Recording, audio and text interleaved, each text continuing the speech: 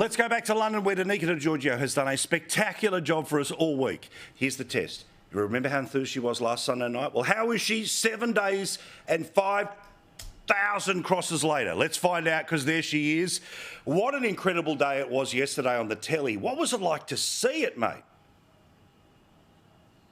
Paul, I can tell you that excitement is still there and hasn't changed 7 days after we last spoke. Absolutely. And look, it was just such an amazing experience. Mate. I was along the Mall here, this route that leads along to Buckingham Palace. I was here all day, and there were so many royal enthusiasts here lined up. The crowds were so far back. To be honest, Paul, I wasn't even able to catch a glimpse of the coach as it left Buckingham Palace and then as it came back. That's how many people were lined up, and they were so excited. It did not stop raining from the moment the procession began to the moment it ended. When the royals were then on the balcony, it did not stop. But that didn't stop people coming along. They were still so excited, umbrellas, ponchos on. It really didn't matter. In fact, some people that I spoke to said, well, I mean, this is England. It wouldn't be England without some rain. So a really, really beautiful day, and people were very excited to be here and witnessing that historic moment in time.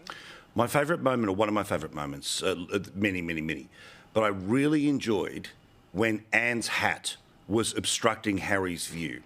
But we also learned today that the tweets came out that you can buy a suit just like Harry's, go to Dior's, which means someone made a quid out of this too. Yeah, absolutely. I knew you were going to bring up Princess Anne's hat. I thought that was quite funny, the positioning of where Harry sat to that hat. He sat 3 rows behind the occasion, and look, it was clearly very deliberate, Paul. When he walked in, you could really tell he looked quite uncomfortable. He was with his cousins, Princess Eugenie and Beatrice, whom he said in his book that he was quite close to, but judging by that vision, they were almost distancing themselves 100%. From him.